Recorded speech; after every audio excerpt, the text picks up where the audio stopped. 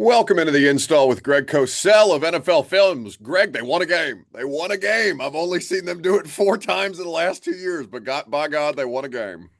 I know. So I'd be curious as how the radio has gone, now that they won a game.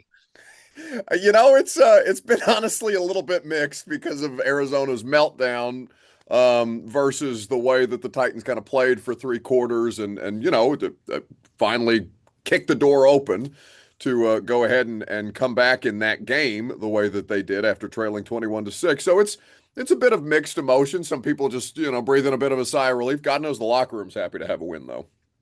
It's funny how things work because obviously the Titans have not been a very good football team. That's not a profound statement, obviously. So, they win a game and they win it in kind of odd ways with things that, happen like the DeMarcado, just being an idiot, and then the interception where Taylor Demerson fumbles. But it's funny because if let's say that had happened to a team that had been winning, that was a good team, what people would say. They'd say they just know how to win. But because the Titans have not been winning, no one would say that. But if that had happened, if the Eagles had, let's say, won like that, people would say they just know how to win. It was kind of the Yeah, story of Kansas City's season last year, right? With some of the weird and yeah, wonky endings that they had en route to winning 15 games. And obviously the Chiefs are right. And obviously, champions. they're a And good football team and had been for years. But it's just I always find it interesting the way people frame things. Once a team, based on what a team is in their perception of the team. And again, we're not sitting here saying that all of a sudden the Titans are going to win 8 or 9 in a row and be a great team. That's not the point at all. All we have is what's happened up to this point. We don't know what's going to happen this Sunday.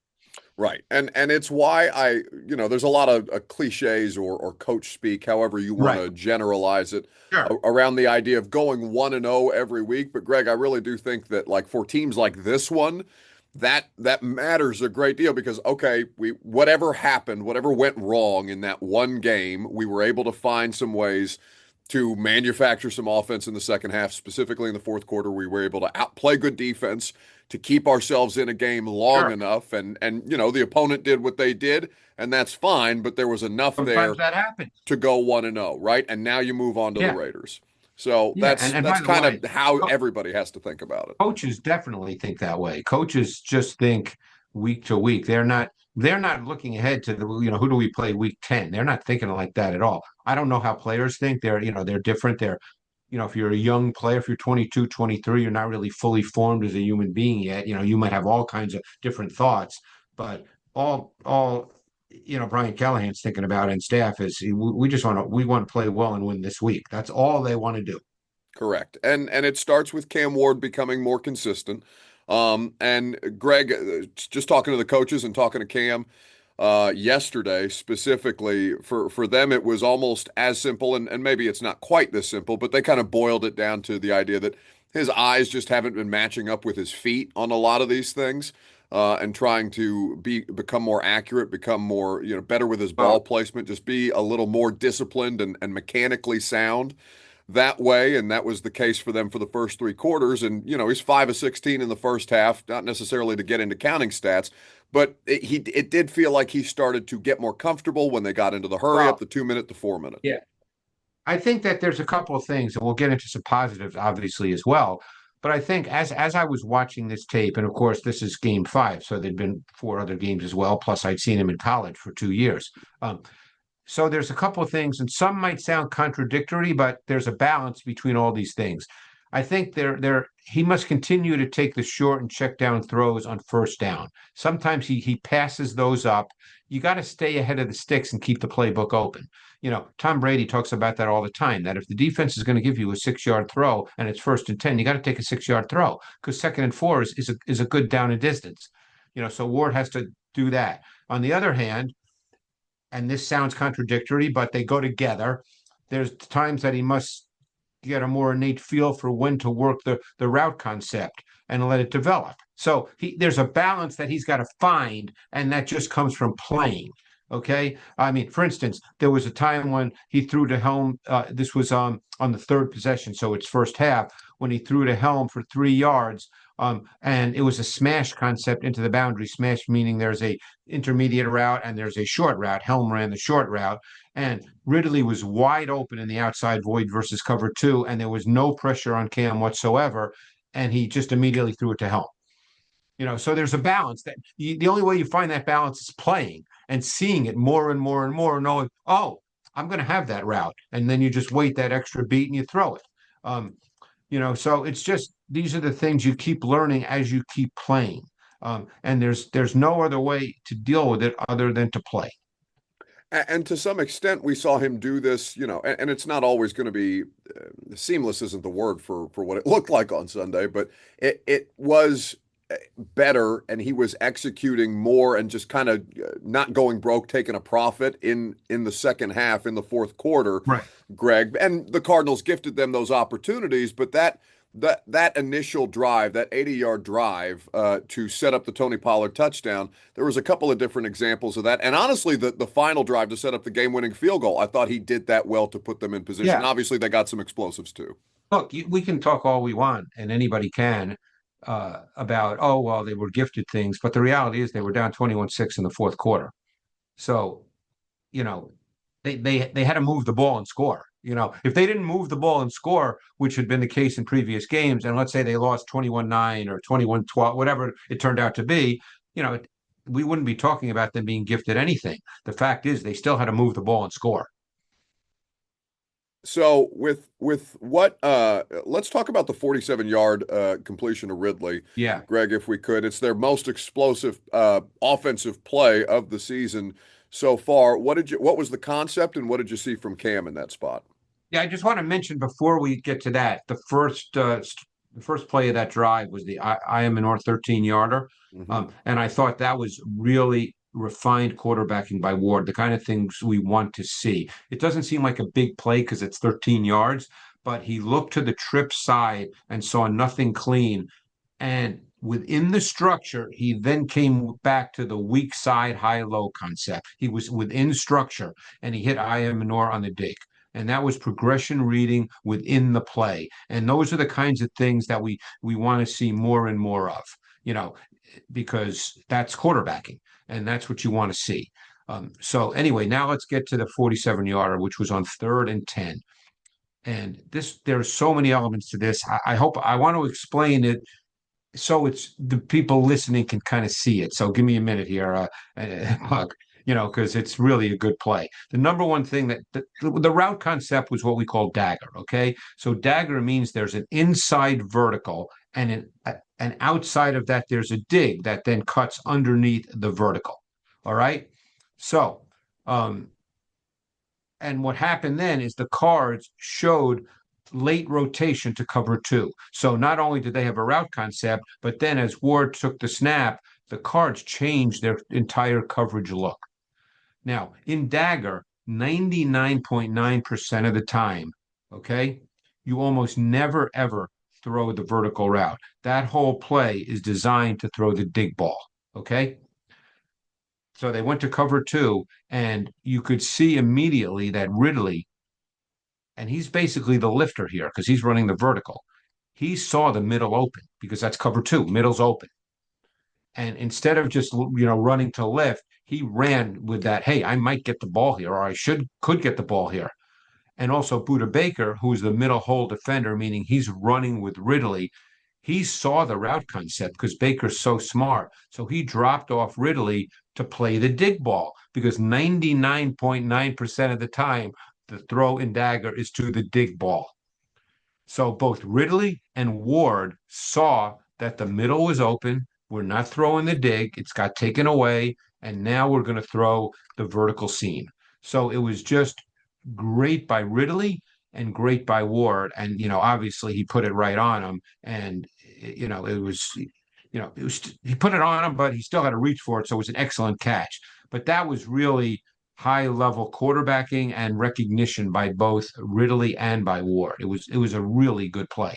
Yeah, and Greg, we've talked about, and this is a different kind of concept and execution, obviously, but he's done a lot of this stuff outside of structure. To see him do it within the Right. concept of the scheme is also exciting, even if the result is still an explosive play or just to be general about it, a wow type of throw, right? Right, It right, was right. good to see him do that within the concept of the Yep. offense.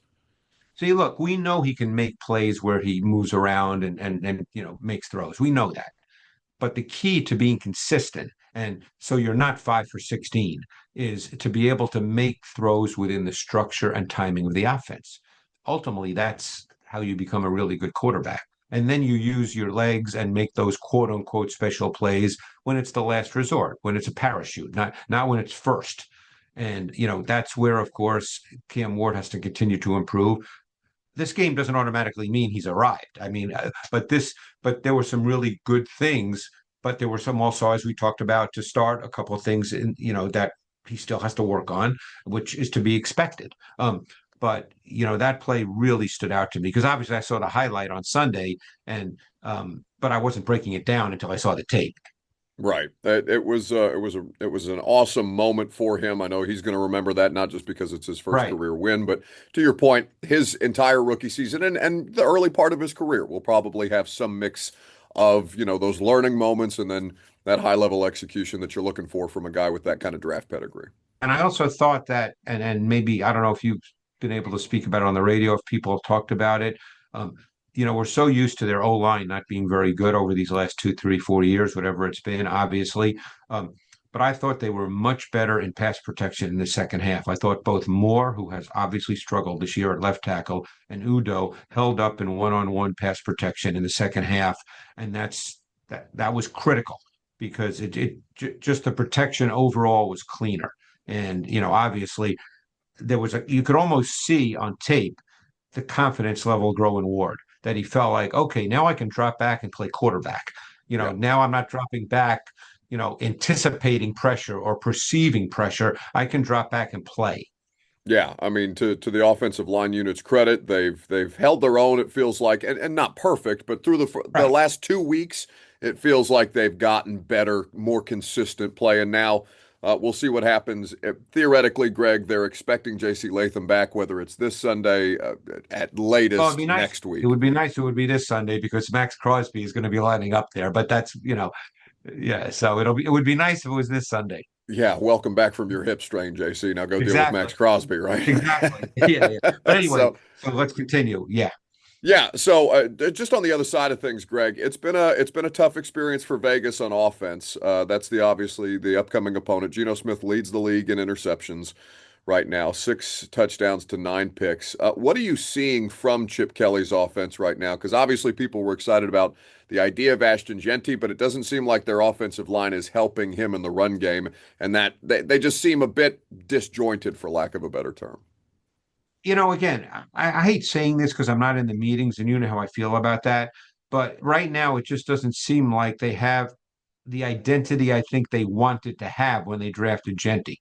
Now, there could be many reasons for that you and I don't know about because we're not there. But the fact is, they've not really been a run first offense.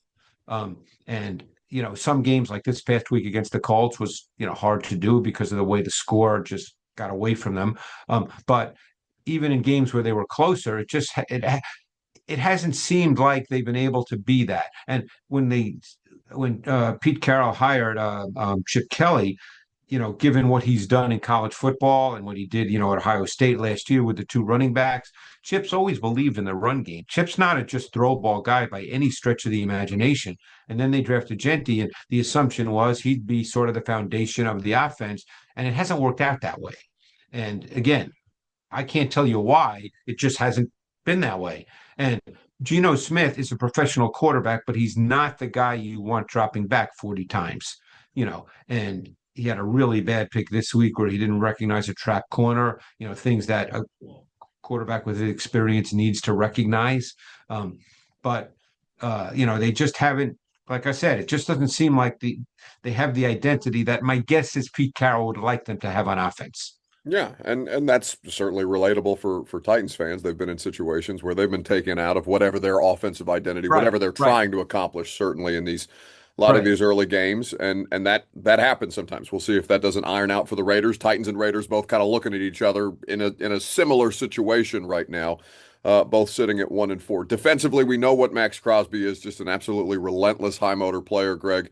The rest of their defense, there's been some attrition. Their secondary was not going to Yeah. be thought of as a strength necessarily coming into this season, but it's been a struggle for them on both sides of the ball. What do you see them trying to accomplish on defense, and where are they kind of falling short right now? Well, they're playing at corner with Kelly, who's been in the league for a few years, but he's, they didn't see him as their starting corner. And then the rookie Porter from Iowa State, who's a very gifted athlete, but he's a rookie. And they were not expecting to have these two players be their starting corners this early in a season. And they both played every snap this week. And then you talk about playing linebacker, guys who've been around the league. They've got a Landon Roberts and Dion White. Playing not Dion White, Devin White, excuse me, playing linebacker. And, both those guys have been with multiple teams. They played, I think White played every snap and Roberts played almost every snap. And then they've got Jamal Adams playing meaningful snaps, essentially as kind of a weak side overhang slot linebacker. That's essentially what he's playing. And he plays a lot of snaps. He did last week. So this is kind of a really, you know, they're trying to tie this defense together. And so I'm sure that impacts how their D coordinator, Patrick Graham, calls a game. They've been a predominant zone coverage defense. Cover three has been a foundation. They will increase their blitz percentage on third down, and they'll play cover one a lot behind that. But it's a beatable defense. You've got to feel like you can go after their corners. You've got to feel that way going into playing the Raiders. Yeah, and certainly the Titans have to be able to capitalize on that turnover, the turnover opportunities that at least in the early going Geno Smith has presented them, because that's the same way the Colts were able to blow the score open. I mean, the Raiders defense is probably not almost 28 points per game bad, but they're just being put in some disadvantageous situations. And you would think in this game, again, you would think that Pete Carroll would put his foot down and pretty much say, "Hey, we got to run the football." And quite frankly, I think that the Titans have played really good run defense over the last number of weeks. I think their defense has been very good. Now, it's an odd defense given to Nard Wilson and what we know about him, because when it comes to pass playing against the pass, they've got, I think, the second highest percentage of just rushing four of any team in the league. And normally we think Denard Wilson, he wants to pressure. Now, again, there could be many, many reasons for that, of which we could speculate, but we don't know, so we won't do that. But they've essentially been a four-man D-line pass rush team with some simulated pressures thrown in where Hooker comes, or but mostly it's been the four-man D-line pass rush. But their run game, their run defense has been very, very good. I mean, Gray is a really good run defender. He needs a lot of work in pass coverage. And as a zone coverage pass defender, he's lost sometimes, but he's a really, really good run defender. And Jeffrey Simmons is playing just ridiculously well. I mean, it's the the quickness that he now has, having lost the weight.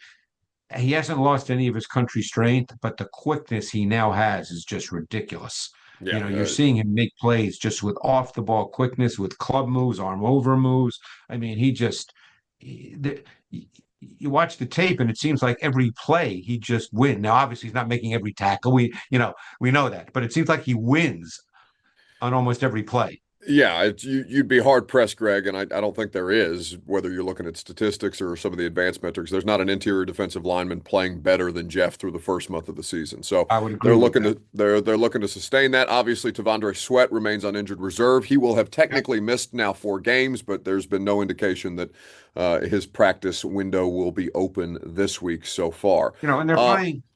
They're also playing some big nickel. With Diggs out there as well, with Hooker and Woods. So I mean, they're trying to mix and match, but I think they're playing pretty good. I mean, I think it's the defense has played solid.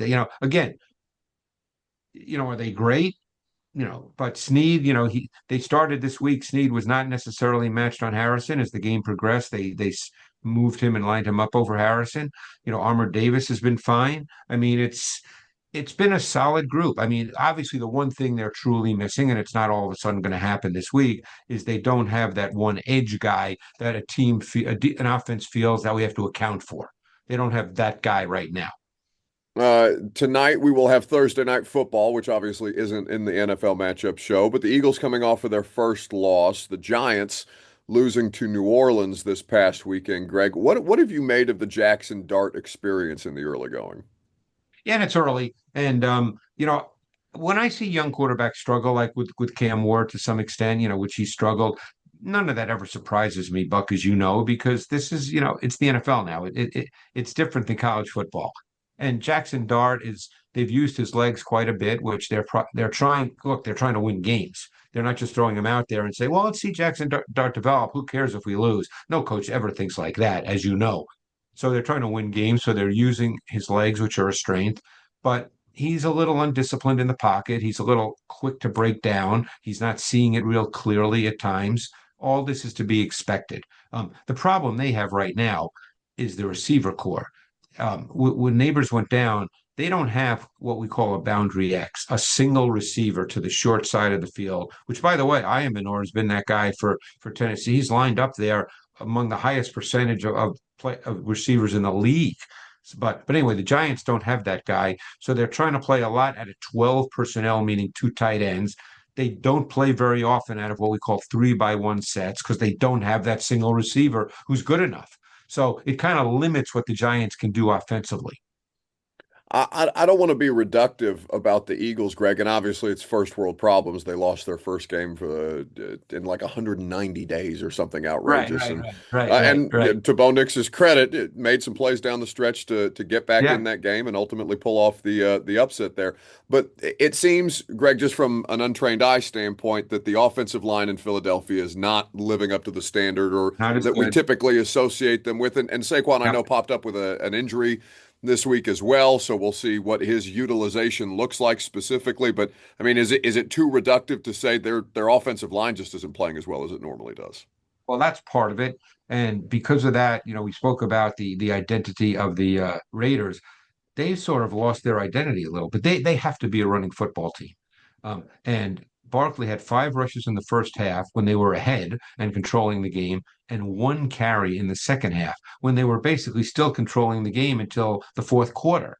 So that they're a running football team. Now, Jalen Hurts is a major part of their running offense, but that's what they have to be because Jalen Hurts has some limitations, which, by the way, everybody in the building at the Eagles knows. And so there's certain limitations to their pass game, but it worked last year beautifully. They obviously won the Super Bowl, and Hurts was super efficient. Hurts, rarely ever turns the ball over, which when you're controlling the game and you have a great defense is a really overlooked thing, but it's so important that he never turns the ball over.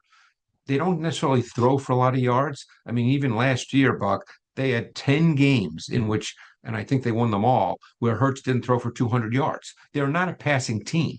So they have to find some way to get back to what they have to be in order to be a good offense. One of the more impressive offensive stories so far this season is the Niners, just because of the attrition that they've been working through, and also now without Nick Bosa, as we now well know, they're 4-1 and going to Tampa Bay this weekend, which I just got around to the Bucks Seahawks game from this past Sunday yesterday. Greg, what a fun That was a offensive great game. performance by I think those they were two like 10, quarterbacks. yeah, I think they were like 10 incompletions with both guys for the whole game. Yeah, It and was just an ridiculous. all-world uniform matchup to make the aesthetics of that game Oh even yeah. more fun. Well, But go ahead, I'm sorry. I was going to say, watching when I watched the 49ers offense and I watched it on Saturday, because they played Thursday night, so I watched it on Saturday. And it made me start to think about quarterback play. And I think about this, as you know, anyway, Buck. We've had many conversations. You know how I think about all this stuff, and I just love ball and thinking about it. When you really get down to it, for the most part, there's not a big margin between probably 80% of the quarterbacks in the league. There's not a huge, there's a few guys that have particularly special traits. Okay, like there's not a lot of guys like Josh Allen in terms of certain traits. There's not a lot of guys like Joe Burrow in terms of a certain trait that he has. There's not a lot of guys with the spatial awareness of Mahomes, which is super high level, just ridiculously high level. But for the most part, when it comes to quarterback play, it ends up being more about the system that they learn in. the specific schemes, the coach's understanding of what they do well and don't do well, and then how they call that in a game to help them play and process consistently. And I thought of that after watching Mac Jones, because Kyle Shanahan is really, really good at that. That's the way it is for most quarterbacks. I always wonder when people watch a game, and you can speak to this as well, because you watch not only the Titans, but you watch, other games. When you see a quarterback hit a receiver who's relatively open by NFL standards, most people's first response is probably really good job by the quarterback. But I think if it's the primary read and the receiver's relatively open, it's really the scheme that presented a clean throw that theoretically 50 NFL quarterbacks could make. And this is not to denigrate any of the so-called really good quarterbacks, but you know, that's the way coaches they coach. I mean, Brian Callahan, Nick Foles, Bo Hardigree, they're working every week to look at the defense they're playing, put together a plan so that when Cam Ward drops back, hey, the primary is going to be open. Now, of Yeah. course, that doesn't happen 100% of the time. We know that.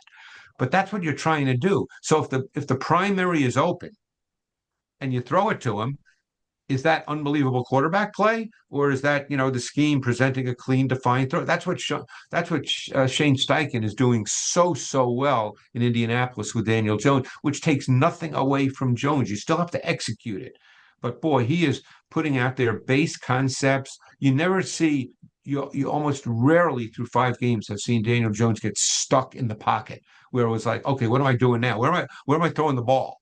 Yeah. You know, so it's so much a marriage between the scheme and then the quarterback executing it the right way.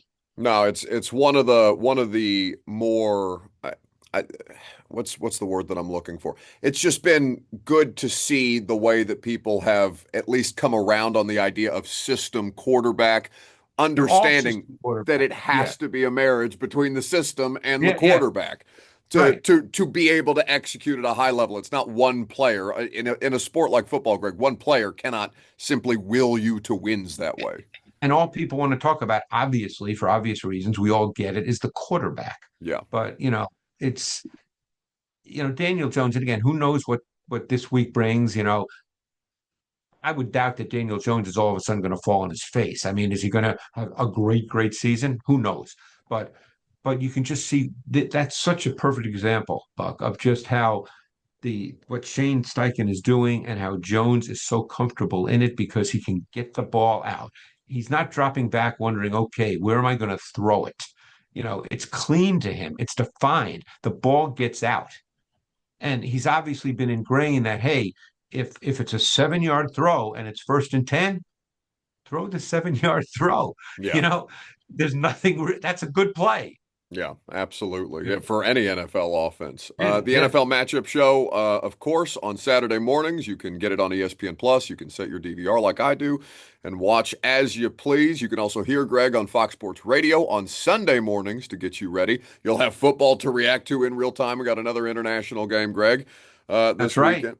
So I'm sure that's probably a little bit of stimulus overload, talking at the same time as trying to watch a football game. Well, I'm But not watching it. I'm focused, obviously doing, but I know Mike Harmon is watching it because of where he is in the studio. And so I can't multitask like that. That's way beyond my simple mind. Well, I see.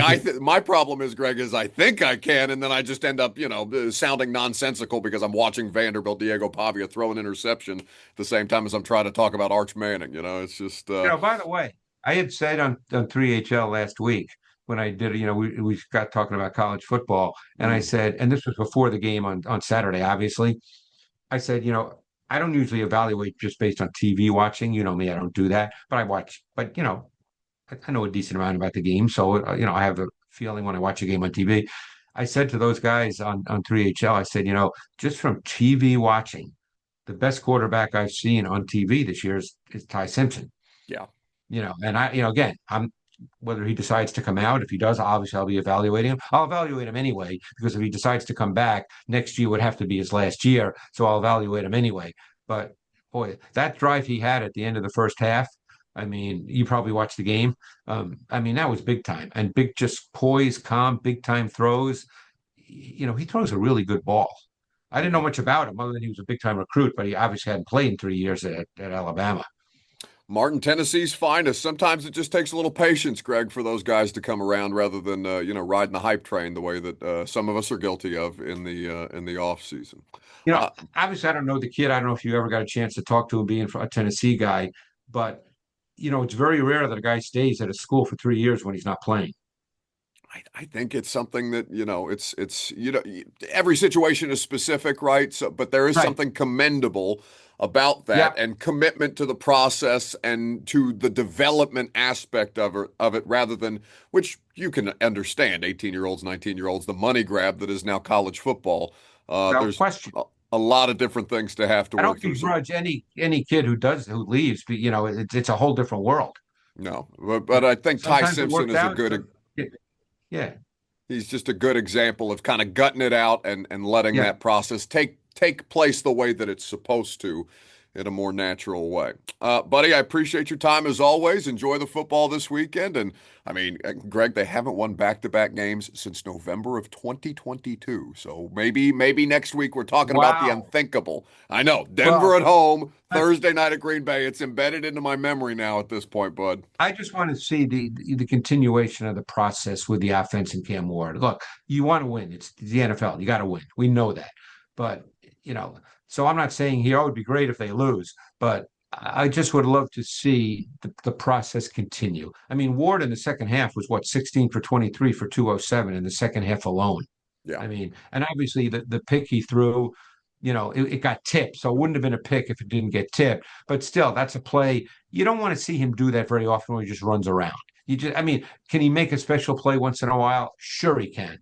But you'd almost rather see those kind of put in the can for now, and let's play from the pocket. Let's take the throws that are given. Let's make the big time throw when it presents, like the Ridley 47-yarder, and let's just be consistent and move the chains.